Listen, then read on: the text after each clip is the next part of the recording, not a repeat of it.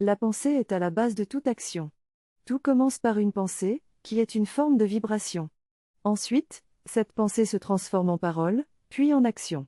Nos pensées créent notre réalité et influencent les situations et les personnes que nous attirons. Le locuteur est un praticien de soins énergétiques qui utilise les traditions chamaniques pour aider les gens à retrouver leur vitalité et leur bien-être. Il a créé un concept appelé le Do en argot santé. Il explique que ses capacités ont été découvertes après avoir vécu une agression, qui a été un véritable déclencheur pour lui. Il a réalisé que sa façon de penser n'était pas adaptée à son bonheur et qu'il devait accepter la situation pour la digérer et avancer. Il souligne également l'importance de la confiance en soi et de la manière dont les pensées négatives peuvent nous limiter. Enfin, il rappelle que la vie est faite pour être vécue dans le présent et que le passé ne doit pas nous empêcher d'être heureux dans l'avenir. Le texte traite de l'importance de la conscience de ses pensées limitantes pour être heureux et réussir. Les croyances héritées de l'enfance peuvent affecter les comportements et les choix de la vie adulte. Cependant, la plupart des gens n'ont pas conscience de leurs croyances et ne prennent pas le temps de les explorer.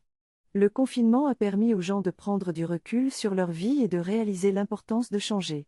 L'outil de coaching de la ligne de vie permet de découvrir les schémas de pensée qui entraînent des échecs et des mises en échec programmées. Il est donc important de décider si l'on veut continuer à suivre les mêmes schémas ou si l'on veut briser le piège et vivre sa vie pleinement. Cette synthèse aborde le sujet des croyances limitantes et de la façon dont elles peuvent nous enfermer. Des exemples de ces croyances sont présentés, tels que je ne mérite pas, je suis trop ceci ou pas assez cela, les gens ne sont pas fiables. Il est suggéré qu'en identifiant ces croyances et en prenant du recul, nous pouvons prendre conscience de leur existence et nous libérer d'elles. L'hypnose est présentée comme une méthode pour aider à déloger ces croyances profondément ancrées dans notre inconscient. L'hypnose peut également aider à traiter divers problèmes tels que les douleurs chroniques, la dépression, l'insatisfaction, la perte de confiance et les migraines. Il est souligné que l'hypnose n'est pas un spectacle ou une simple relaxation, mais plutôt un état de détente qui permet à la personne d'explorer son subconscient et d'accéder à des ressources qui peuvent améliorer sa vie. En fin de compte, la synthèse rappelle l'importance de prendre soin de soi et d'écouter les signaux que notre corps nous envoie, afin d'éviter de développer des émotions et des comportements négatifs qui peuvent avoir des conséquences sur notre santé physique et mentale. Dans ce passage, l'auteur parle de son expérience personnelle en ce qui concerne le jeûne, la technique Wim Hof, les douches froides, la méditation et l'auto-hypnose. Selon l'auteur, le jeûne peut aider à retendre légèrement la peau et lui donner une sensation de vigueur, de tonicité et de légèreté. Cependant, il est important de consulter un professionnel de la santé avant de pratiquer le jeûne, surtout pour les personnes ayant des pathologies. L'auteur mentionne également la technique de Wim Hof, qui consiste à pratiquer des cycles respiratoires et des bains froids pour stimuler l'oxygénation et la graisse brune, ce qui peut augmenter la vitalité et le bien-être. En outre, l'auteur encourage la pratique de la méditation et de l'auto-hypnose pour gérer le stress, les émotions et améliorer la santé cardiovasculaire.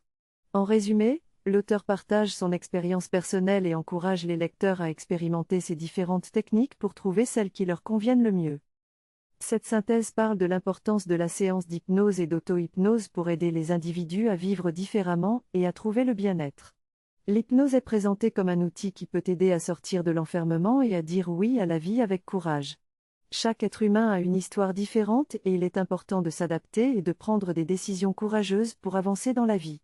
Le bonheur réside dans le fait d'être soi-même et de ne pas faire semblant d'être quelqu'un d'autre pour faire plaisir aux autres. Le courage consiste à être honnête et vrai avec soi-même, à être responsable de ses choix, et à prendre des décisions difficiles si nécessaire. Le changement peut être inconfortable, mais il est important de l'accepter pour progresser dans la vie. En fin de compte, le courage est une question d'amour de soi et de prise de décision pour atteindre ses objectifs. La séance d'hypnose peut aider les individus à réaliser un changement positif dans leur vie, et à continuer à progresser en rentrant chez eux.